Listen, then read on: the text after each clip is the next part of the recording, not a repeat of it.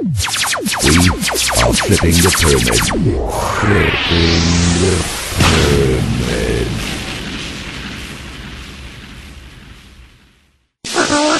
Flipping the pyramid. Flipping the pyramid. www.flippingthepyramid.co.uk.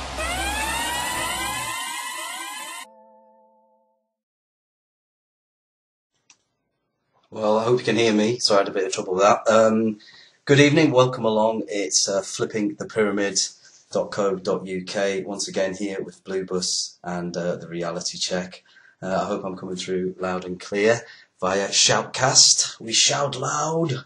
And we're here tonight once again for another hour of chat and going through a few stories that have been happening these last 7 days or so, and basically trying to work out all this mess that we seem to have found ourselves in. And that's what we do here on Flipping the Pyramid. We've got more shows coming up in the future. We've got Red Show on Friday night, just to give the usual plugs. I do a show between 8 and 9 PM each Monday evening, and welcome along. There'll be more shows, like I say, to come, and the listenership is building. I can see the chat room brimming there with lots of people, but if you're listening in on the podcast, you're more than welcome. You'll find that again on the website after the show. We'll upload that straight away. And welcome along. Like I say, Flipping the Pyramid, we're here again Monday evening, and it's the 11th of June 2012. Dun, dun, dun. Yes, we've had an interesting week. My voice is fully recovered from last week, even though I struggled through. I didn't think I gave it much justice. I could hardly get any words out last week. I had some horrible sort of infection of some kind. So thankfully that seems to have lifted slightly. Yeah, so we crack on.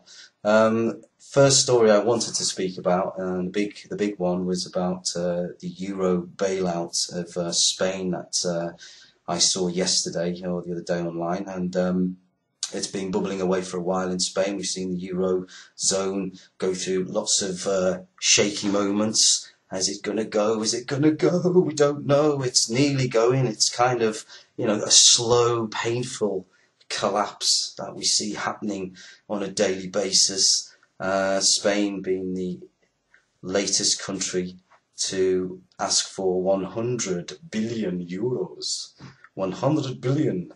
So they have organised some kind of deal that isn't going to see apparently any austerity measures on their citizens like we see over here and in other countries. So how they've managed to do that, I haven't looked too deeply into the story, I haven't had too much time to go too deep into it, but the bailouts happened. 100 billion euros is coming from somewhere, and have a guess, it's probably from us or other countries who are going to be paying for it. As we've already been hammered by a few austerity measures, we might as well get hammered by a few more. So yes, it's also, I did see a link to a smaller country actually, which is no insignificance at all, just because it has a small population. Cyprus apparently is in a bit of trouble as well, and that's asking, or will be asking, hasn't asked yet, for 1 billion. I wonder if it'll get it. Spain gets 100 billion. Cyprus, well, maybe, you can sort that out yourselves. Maybe they might not be so generous using other people's money to kind of bail out this complete disaster, which is the Euro zone. Everything is just going down the pan with that, and like I say, it just goes on and on and on. But I wanted to also I've seen some interesting stories. I do laugh because there's a couple of ones that came out the last few days, which are just taking things to another extreme, really, to get you to sort of think. Sort of 1 minute we have a Eurozone crisis, and as we know, it's been bubbling away for quite a few years now. But they want to sort of throw other crazy things into the mix as well. And there's a couple of stories I did see headlining on some of the tabloid press this last couple of days that did make me laugh. But I think I'll go into that in a little bit in a shorter time. But yeah, like I say, Euro, where are we? austerity measures here are still managing to, keep us nicely sort of, with our disposable income shrinking, keeping us nicely sort of away from sort of saving or for any kind of like potential future with this monetary system. It's getting harder and harder and harder. We're just caught up in a sort of, spiral of double dips and whatevers. We don't seem to be getting our way out of it. The mainstream media are just coming up the same nonsense, and then just to mess your head up just a little bit more, they tell you how much they're spending on things like the opening ceremony of the Olympic Games and all of the money being spent on that. There was a story on that which I did see, which caught my eye today, and something like the opening ceremony, which is now sort of, I think it's something like 40 odd days away or something, because every website I seem to visit these days has a fucking clock on it to just remind me that like I don't know when it is, just to really rubber stamp that date in my head. And I saw a story, where is it now? Yes, here we go. This was an interesting link, and I think I've just lost the chat, but I'll get back in. Hopefully you can still hear me. It says Patriot Games, Patriotic Games, should I say? It is Patriot Games anyway. But Patriotic Games, Olympic salute to Hitler defeat and other historic events of past century during opening ceremony. It's basically a hit piece by our lovely Daily Fail, and it just goes on to just basically say that Britain's triumph over Nazi Germany will be commemorated during a patriotic opening ceremony at the Olympics next month. They do fail to mention the Nazi kind of ceremony which they're doing right now, which is running the torch around the UK. And as I mentioned last week, it's the same ceremony the Nazis used in 1936 Berlin Games, which they actually resurrected this tradition specifically for that games, and it was carried on since there. So it's kind of, a typical hit piece, stirring sections of the show which will be watched by billions on television worldwide on July the 27th. Yes, that's the magic day. Will highlight the country's role in world events during the past 100 years. Yes, I wonder what roles they would be. Any sort of, countries we've, illegally invaded, or we've, gone in there and stripped resources and taken over regimes and, dismantled good people and put corrupt politicians in their place worldwide. Is it nothing to do with that? No. But David Cameron is understood to have had a sneak preview of a video of rehearsals of the top secret. Listen to this, £27 million opening ceremony, which is being orchestrated by film director Danny Boyle. Yes, the famous Danny Boyle. Says the Prime Minister was said to be delighted with the patriotic tone. Sorry, I need some water. Yes, although exact details of the show's format has not been disclosed, as well as celebrating Britain's triumph over Germany in the Second World War, one report suggested that the country's decisive role in the First World War will be emphasised. So they're really going for both now. They really want to get that propaganda that, we won the war, we beat the Nazis, and get all these people all frothing at the mouth at how wonderful this country is. I am taking the piss, by the way. But it says here, the show will also include a celebration of the work of the NHS, and several hundred nurses have been chosen by Boyle to portray the best of British. But don't talk about the hospitals that we closed down, and the overrun services, and the lack of resources, and the complete and utter shambles the NHS, I wouldn't say is in, but financially certainly it's in. It's being run by good people, of that I'm sure, who care. But those middle management types, those ones who control the purse strings of, this institution, which is free health, have been completely and utterly battered these last 20 or 30 years by successive governments, and been whittled down to, basics and lack of services in certain areas. So, but this is the best of British.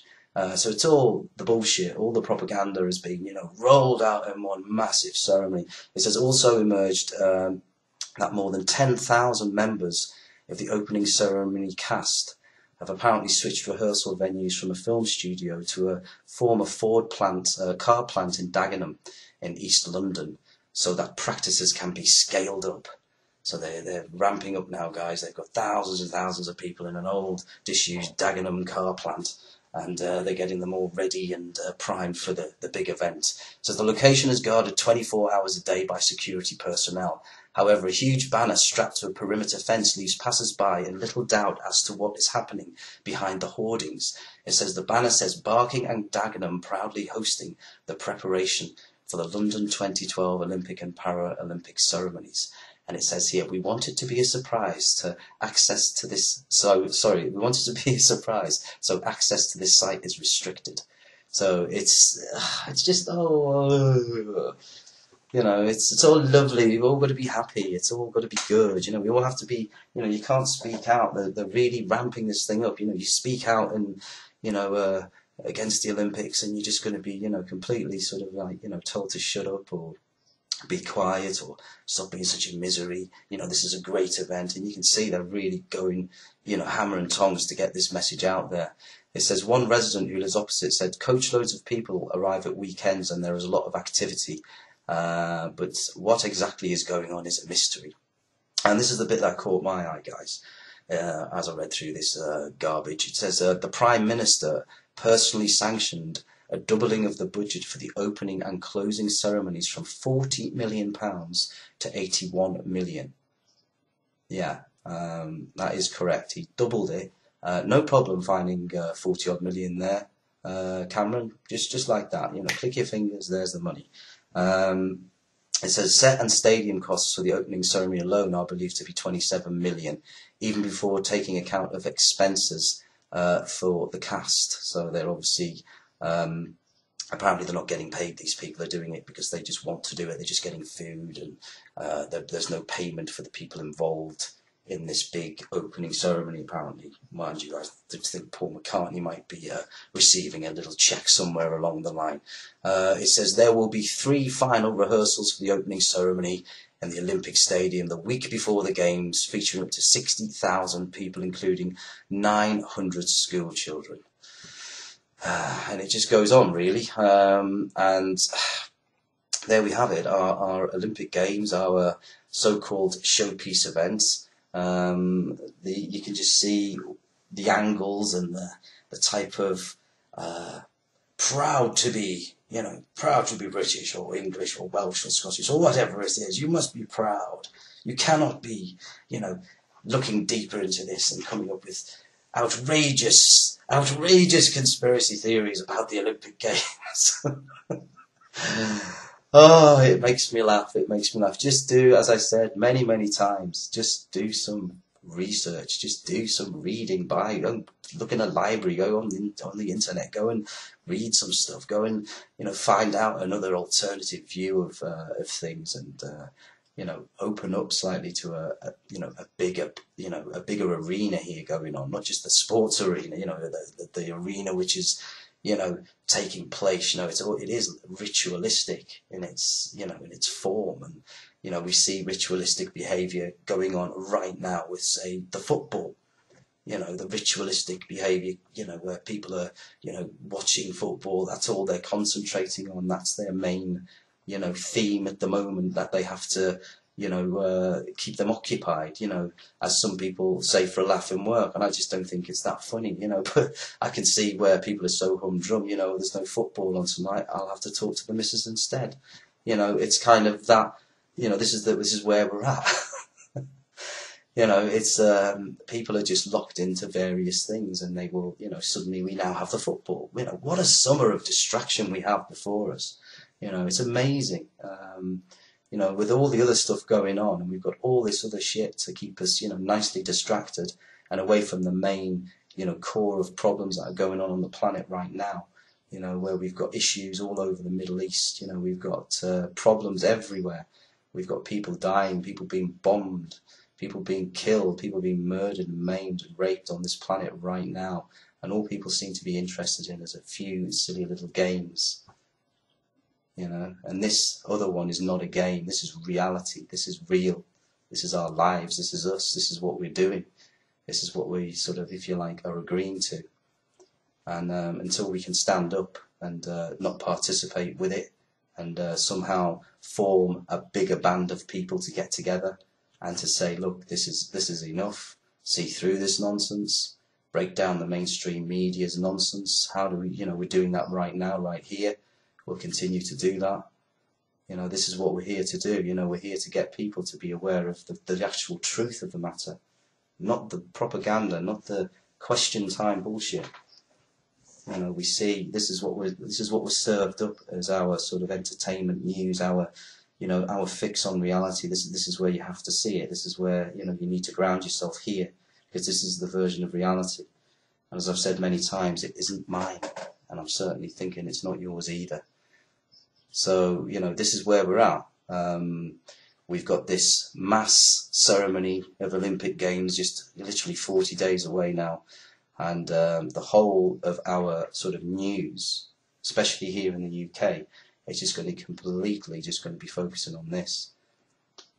And they just can't wait to sort of completely swamp the entire mainstream with just Olympics and nothing else, and other things that are going on. This is why you have to keep a keen eye out, keep looking, keep seeing what's going on, because you're just going to get nothing off anything, especially in the UK, mainstream-wise. And they're very good at hiding things when people are looking another way, even if it might seem small. But, we're onto them. We know what they're doing. We'll be there, and we'll be tracking and seeing what's happening around this planet and what's exactly going on and who are the main people behind it. And as we've said many times, there's lots of powerful people who are in, these positions, who are being controlled by another powerful people, more psychopaths. The list goes on. I think we said the other night, I was chatting, I think on Skype the other night, and I think it's something like, is it 5,000 people run the planet in some shape or form, or have a big say or sway in how things are governed and financed and spread out, if you like. 5,000 people, and there's 7 billion of us on this planet, and we let 5,000 assholes tell us what to do. And we put up with it because the power and the way it's being structured, as we say, the pyramid, the way it's being structured is so difficult, because it's almost compartmentalized at each level, so nobody knows above them or below them what they're really doing or what their real function is. So they just get on with it and take the money. As we see with our mainstream media, part of the pyramid. It's a very powerful part. It's it's the main, if you like, problem, getting accurate, truthful information out. And this is where we come into it, where people can come in and speak out. Hopefully, this fear-mongering with the internet and kill switches and trying to sort of bring down some sort of like censorship with the SOPA bills, etc. Efforts like that seem to have sort of, if you like, abated slightly, even though they're still going on. But there doesn't seem to be, the hacking stories, for instance, were sort of being, quite common last year. I haven't seen so many in the last sort of, I'd say, 3 or 4 months of this year. But they've always got things on the back burner, so never underestimate what these people are capable of. Just when you think you're, nothing's happening, suddenly, bang, take your eye off the ball, they're there. And, it's a big group of people now, I think, online, in various shapes or forms, whatever website you may be hosting, whatever radio station you're talking on or show that you're doing, the numbers are growing, especially, on the web. And this is what, this is all about, getting information, accurate, truthful information. And it's seriously lacking through our mainstream media at the moment. So anyway, I have waffled on, as usual, but I had to basically tell you that little link story there, even though I've come out of the chat. Sorry guys, I've lost my chat link, but I'll get it back when I have a little break. But yeah, there was other stories as well that I wanted to sort of break into the Euro and sort of bounce between the Euro and the Olympics and ping pong backwards and forwards, and we'll get there in the end. It says 8 out of 10 Britons. Listen to this, and I've said this quite a few times. I think I said this last year. If this happens, I'll be completely amazed. It says 8 out of 10 Britons want referendum on Europe, with half saying we should get a vote immediately. Again, according to the Mail, is this real? Is this bullshit? Yes, it is bullshit. But it says 8 out of 10 Britons say they want a referendum on Europe as turmoil on the continent puts pressure on politicians to hold a vote on the matter. It says a new populist poll found half the population want an immediate say about whether or not Britain should retain European membership status, with 40% of those questioned saying they thought the country should pull out of Europe straight away. It says the survey commissioned by the Times found that only 18% of people thought there was no need for a referendum in the foreseeable future. However, the poll also found there was considerable uncertainty among voters, with nearly 3 out of 10, that's 27%, saying they didn't know if the UK should be part of the single market in a wider European community. That's probably because they need to sort of get informed. When asked whether Britain should remain in the EU, keeping open the option of joining a more integrated Eurozone, 44% disagreed, with 36% saying yes, and remainder 19% saying they didn't know. I don't know. It says, while European markets reacted positively this morning about the, it says here £80 billion bailout, 80 billion, it'll be 100 billion euros, of course, yes, the difference in exchange rates, to bail out its struggling economy. Britain is expected to feel the impact of the economic turmoil in Europe within days. It says credit agency Moody's is expected to downgrade the credit status of both Lloyds Banking Group and the Royal Bank of Scotland by up to 2 places imminently. Barclays is also likely to be affected by the decision, which will mean banks have to pay more to fund their activities. And Mr. Osborne, Chancellor Osborne, wrote in a newspaper article yesterday that Britain's attempts to rebuild its battered economy were being held back by the crisis on the continent. And he just goes on. Like I say, this referendum, I very much doubt that they will ask the UK people to decide, as we've seen with Ireland. You just keep voting until you get a yes. If they say no, you vote again, and you say no, we're going to have another vote then. And how many votes do you need to be told no? So we know what will happen here. It just won't happen. It's all just, BS. And it's just to keep people sort of thinking in the terms that they think they have some kind of choice, that they have some kind of freedom. And it just gives them that little bit of a seed of, they might have a referendum. The Daily Mail says so. We might have a referendum. Don't you know we're going to have a referendum? And I'm like, what? Are you an idiot? It will never happen. It will never happen. And if it does happen in a miraculous way, because I'll never say never, never, ever, but if it does happen, I guarantee you one thing. If the vote for Euro is no, they'll have another fucking vote until you say yes. So this is how it all goes. So we're not going to get the chance. Tony Blair, I remember back in 1997, or 96 it was, before he became the Prime Minister. Changed the treason laws, but that's another thing. Before he became Prime Minister, he said very clearly he was going to have a referendum. If it was on Europe, I think it was on Europe, if I remember correctly. And that was part of the Labour Party manifesto. That was part of their policy, of their, this is what we're going to do for you. The usual bullshit. The change, let's have some change, And we all go along with it. Oh, yeah, this guy's talked something. He's going to change something. Yeah, he's going to do it. Yeah, let's vote for him. And in gets Tony Blair. And did you see any referendum? Can you remember one from 97? I don't. So you can see, it's all just bullshit. It's all lies, bullshit, and more lies and more bullshit. And they just keep piling the lies and piling on the bullshit. And till you get to a state of apathy, as I've said many, many times. So you just don't care anymore. And then when someone comes out and starts saying about, have a look at something else and search for the truth, you become angry. Because you just got so confused and so upset with everything. You don't want to hear anything anymore. You'd rather watch the football. There's enough there for you to keep you entertained and nicely distracted, like I said. There's enough there. You can sit there all day watching football or watching the Olympics or whatever you do. you know, but in reality, it's not doing any good. It's taking energy away from you, and it's something that, you know, becomes really, I find, after more than about 5 or 10 minutes, I can't sit there any longer, or I've got to get up and leave the room or something if I'm in a situation where the TV's on a lot.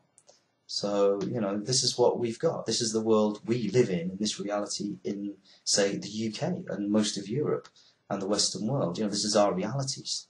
You know, we live in the TV world. We live in the world of marketing, selling. Everything's, you know, comes with a price, but I go on. I'm losing track, so forgive me. It says, anyway, getting back to some form of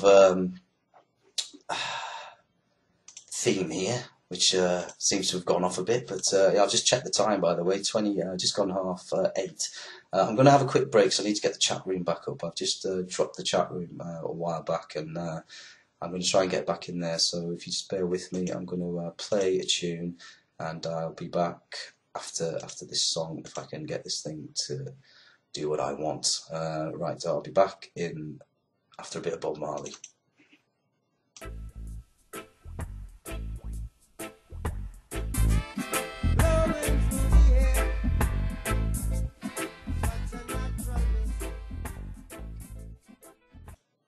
Well, welcome back.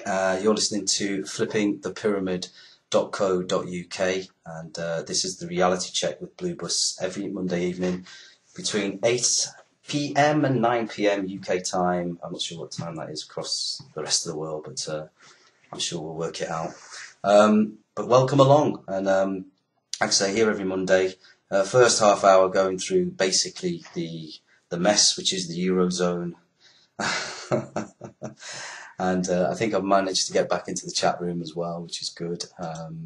So hope everything is sounding good, guys. There's a few in the chat tonight. Hope you're all doing okay. Thanks. And, you know, like I say, there'll be more shows coming in the near future as well. So be sure to tune in when those all kick off. And I'll just crack on with the next half an hour. I did mention a story at the start. It's a kind of just tickle me, really. It's just, again, it's just a silly little thing that I sort of think's funny. You know, I've got a bit of a spiritual background, as you guys know, and I touch on various subjects and work with energy. I've worked with energy in the past, etc. I've done various things anyway, but time to sort of like look at, say, UFOs and you know, go off on all kinds of tangents. Have an open mind on everything is my sort of way that I look at things. I don't dismiss anything. I look at it, and I'll certainly keep it there as a sort of like, well, you just don't know. No one has any real answers, or no one has any real proof, if you like, to to say whatever is right or wrong, or whatever's real or unreal, whatever. You know, if there's something you can't sort of nail down, and you know, an open mind is always a good place to start with a lot of this information. And UFOs, etc., have always been something that I've, always sort of, raised an eyebrow. I thought, well, that's interesting. Even when you were a kid, etc. And it's been pumped into our living rooms, let's be honest, by, the mainstream media, since the days of Star Trek, and, from, all sorts of, space alien stuff. It's always been in our sort of mainstream. And that's a question you have to ask yourself. Why is that? I know it's entertaining, but it raises the eyebrow. People are interested, but why keep pushing these, these so-called agendas of UFO? And, we see all the shows that are on, right now across the globe on TV networks, which are sci-fi based, or, this kind of information, or this sort of, drama, if you like. And, you look further into it, and you see programs, say, like Stargate, for instance, have, backing from, the military industrial complex in America. They finance it, or they put money into it in some form, so they have a say on what, the reality of, what they want you to see, what they, want you to, expand on. Even if, you're watching these things, is that possible? You get these sci-fi nuts who are totally obsessed, with science fiction, but they can't even see the banking system's wrong, or something. It's kind of, again, people getting stuck down avenues, or in places where, maybe they should, maybe think, is this a good place for me to be? and maybe look at a bigger picture, and maybe they can understand the bigger picture. And it is, and I think, you know, the UFO phenomenon, or that kind of these kind of stories, I think, you know, they all, to a certain degree, have some kind of, you know, role in, you know, maybe what's been going on. I'm not saying UFOs exist. I'm not saying that little green men have come down in spacecraft and they're going to do whatever, but there's certainly some very important and unanswered questions about various things that have gone on in these last 60 years. Since the Queen's been on the throne, you know, since, you know, these last 60 years, say, since, you know, 19, you know, sort of 40s onwards, etc. You know, there's still a lot of, you know, unanswered questions regarding a lot of information that has come out. So there's always an open mind there. But so I am waffling on a bit, but I wanted to get to the actual story that I wanted to sort of, that made me laugh. It was just this this nonsense going on with these two guys, which one of them's Nick Pope. Obviously, we know Nick Pope. Yes, Nick Pope, this guy who worked for MOD for over 20 years, and blah, blah, blah, blah. We know the history of Nick Pope. Yes, he's you know, a bit of a, you know, likes the attention, etc., whatever. And the other guy who was Ian R. Crane, and both these guys in the last sort of, you know, well, especially Nick Pope. I know Ian R. Crane came out with this, I think it was sometime late last year. I think it was over Christmas or something last year, when we were sort of in that Christmas time of the news, you know, the mainstream newspapers putting all sorts of, you know, daft and, you know, silly stories in there, and they deemed, you know, Ian R. Crane's sort of alien invasion around the Olympic Games was, you know, a possibility, you know. So they all ran with this, and now we have Nick Pope coming out saying a very similar thing. Now, I think there's lots of disinformation, and like I've said before, real information, and it's very, very hard. You've got to have your bullshit detector set to like max, you know, to sift through, you know, some of the stuff that is just blatant rubbish, or it's somebody said. Guy told me who worked for the military. You bet, okay. So, you know, you see where I'm coming from. It's a difficult one to sort of know for sure. And when you pin down some of these guys, maybe some of their sources they can't reveal, and I can understand that from a journalistic point of view, maybe, if that's the sort of thing. But when you're dealing with real information and evidence, it's hard sometimes to, you know, come to a real decision when you haven't got all the facts, when you haven't got all the information. You're just given little bits to chew on. But this story itself seems to have sort of caused even the activist Post to kind of get sort of involved in a story on it. It's you know, they posted this on Sunday regarding Nick Pope and his. It says here, Pope investigates reports of UFOs, etc. And I just expand that because I can't read it. That's better. It says. It's published. It says scientists for the Royal Society published documents referencing all aspects of alien existence, summarising that this issue must be addressed as a serious possibility within scientific and government circles. This is what this UN Outer Space Affairs blah blah is going on about. But I'm trying to sort of cut through the story because it's kind of a bit in depth. But you know where I'm going with this. So it just says Pope. Admonished that the Olympic Games in London will be a perfect time for extraterrestrials to make themselves known. With the summer of mass events, we're all on a high alert for terrorism, he said, but we must also cast our eyes further afield and be prepared for even the most seemingly unfathomable. Did I say that right? Pope focuses on cases where witnesses are pilots and UFOs showed up on military radar, Pope says. And he just goes on. You know the sort of stuff I'm going on about here. I'm not going to go too heavily into it. But it's interesting that both these two characters who, you know, Nick Pope and Ian R. Crane, are obviously quite well known in the field of bringing out various bits of information. Ian R. Crane maybe more so with his geopolitical stuff. Nothing wrong with that, you know, people bring out information. Like I say, everyone's got something. But, you know, it's maybe sometimes you think, why are we going down that route? Why are people making you think that route? Just makes me think, you know, and it gets people sort of, again, distracted or carried away. When I've said this all along, you know, we're the people who'll change this situation on this sentient planet we're on here, or whatever you want to call it. Or, you know, we're the ones who'll change it. Whether or not there is outside forces at work, whether there is or not. If there is, well, they're doing a good job of keeping people asleep. That's all I can say.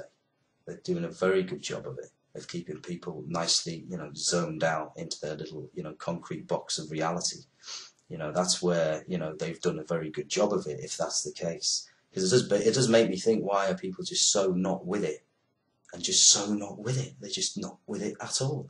It's just, like I say, I've said it many times, I'm lost for words. How some, what I would call intelligent, human beings just are not getting it. They don't understand it. They haven't got that. They just don't see outside of their little space because they're so frightened. And we mentioned fear many, many times. I won't go on again about fear, because as we all know, that's where the core problems are with people.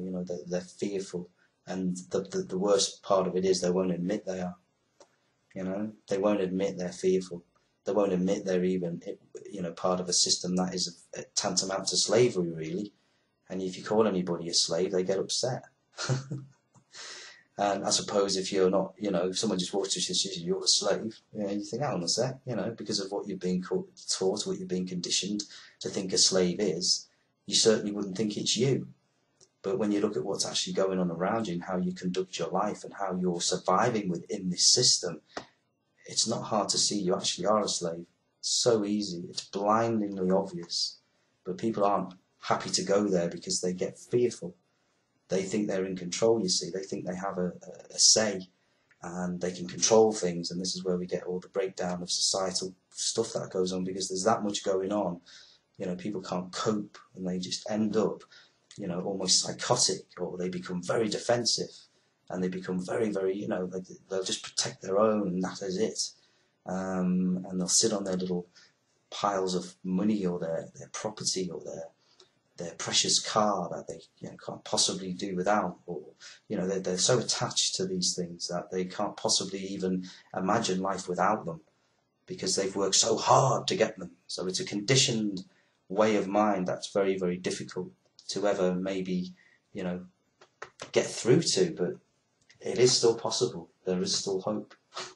And like I say, mainstream media, this is the key. And I think we need to keep pushing our voices out there. I know we've seen a sort of taken a little bit of a knock with, say, things like YouTube as such, where people were more, did enjoy YouTube a couple of years ago maybe, and haven't sort of seemed to be enjoying it as much, or even closed accounts like I did myself, because I just thought it was getting too silly. The corporatization of it and the hideous look of it, the awful way it just became so, not very personal, as we call it, their tube. So, it's difficult. We're all trying to get through this, and I think, we're just seeing that all of the media now, if that was just put to one side, in my ideal world of Bluebus, get the media right, stick them over there, and put someone in charge who speaks some fucking sense. It's not difficult, but unfortunately the system is in place to prevent anybody from, if you like, waking up the masses on what you call a mass scale. We've seen that with people who generally get assassinated, or they're taken out, especially if it's somebody who potentially could reach a lot of people with their words or whatever, or their especially if they're in powerful positions already, as we see with JFK. So there's plenty of examples. People who want to speak out, especially when they're at the level where they can affect some change, and they can make a difference, and they get those around them to think the same way. Then that's where we'll see maybe change, and we'll see that in the media maybe, who knows, but it's got to change at some point. It can't carry on the way it is. And we've seen, like I say, these hit pieces with these UFO nonsense, just to keep us nicely distracted, nicely over there again, keeping us seeing two people maybe even sort of like disagreeing with each other over what day the UFO invasion maybe take place. It is laughable, but there you go. Sorry, I need another drink of water. But yeah, so there was two interesting stories there which I did see, but as I say, there was another reason I did mention that was because I wanted to mention the movie that's come out in these last couple of days, I think. Prometheus, which is the Ridley Scott movie. It's been heavily kind of talked about recently. People obviously into sort of, ancient knowledge and, astronomy, planets, etc., energy. This film seems to have the lot. And I'm interested to see it only for the fact that I just want to see how it's been portrayed and how it's been, sold out, to the masses, and how they're doing this kind of, movie at a similar time to the Olympic Games. We seem to be having a lot of, thought processes being directed toward this kind of feeling, if you like, or this kind of thought. We're being given that kind of image of a, apparently they're going to have, UFOs flying over the Olympics, etc. This could be just, holographic stuff, and the whole thing's being sort of really mounted up at the moment, really ramped up. Excuse me while I just burp. But yeah, the film that's coming out looks very interesting, and like I say, it's all happening at the same time. So I'm just thinking, in these next few weeks, as we roll on to more and more of this hype through the Olympics, etc., through all of the so-called, feeling proud and feeling good to be British. If you're in the States or you're listening, anywhere else around the world, I'm sure you're sitting back thinking, I'm glad it's not in my country. If you're aware and if you're awake and aware of these things, of course. But I always thought when I was a little kid, when these games were supposedly, being in, in the States and other countries around the world, I always think, it'd be good if it came to, the UK when you're little or something.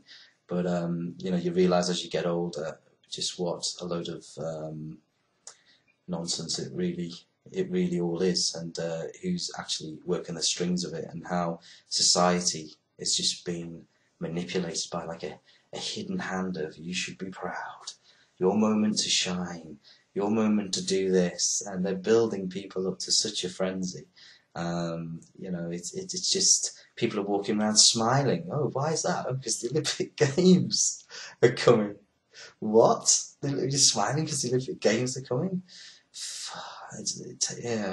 Again, I laugh because it is laughable to think what's actually taking place in your life and in other areas, across the globe, that we're just happy to have the Olympics, and that's how the BBC want it, and that's what they're going to push. So I don't know, guys, but I had a couple of more stories to bring you tonight, just to sort of see what else has been happening. There was an interesting one here. We had the transit of Venus on, I got the day wrong last week. I must apologise. It was a day early, but nearly there. It was the right day, but wrong time of day. But the transition of Venus, which I don't know if anybody saw live online. I did catch some of it, and it literally, once you've seen it, you don't want to watch the whole thing. It's just 6 hours of something moving very slowly. But that took place, and one of the scientists who was chatting on there was talking about the sun, and it's nice to hear somebody actually say, who's outside of the, literally, obviously didn't work for one of these sunscreen companies, corporations, talking about vitamin D the sun is actually good for your skin, and you should expose yourself to the sun, but not so you burn. So obviously it's a controlled exposure. But vitamin D through the skin is the easiest and best way to absorb vitamin D, and that creates vitality and health generally within you. So this story came out of one of the websites the other day, which did make me laugh. It says, man catches fire after applying sunscreen, and basically this guy called Brett Sigworth of Massachusetts, a place called Stow, told CBS and Boston News that after applying Banana Boat Sport Performance spray on sunscreen before barbecuing, his body literally caught fire. So Banana Boat Sport Performance Spray. I sprayed on the spray on sunscreen and then rubbed it on for a few seconds. I walked over to my grill, took one of the holders to move some of the charcoal briquettes around, and all of a sudden it just went up on my arm, he said, and then said flames spread from there. He obviously went into a bit of a panic mode, as you could imagine, and was obviously in a lot of pain. And it says here there is no... is there a warning label or anything on these things to tell people? But it says his friends acted quickly, and but he did suffer some bad burns. But 2 weeks later, his skin was still healing. It says here. It says there is no warning that says this product is flammable when applied to your skin, or for a period of time when applied to skin. But obviously, this stuff, as we know with sunscreens, and an interesting sort of stat is the raises in skin cancer these last, I'd say since the 80s really, since I remember them pushing sunscreen quite heavily in the 80s and saying there was a huge hole in the ozone layer and we were all going to die type news stories even back then.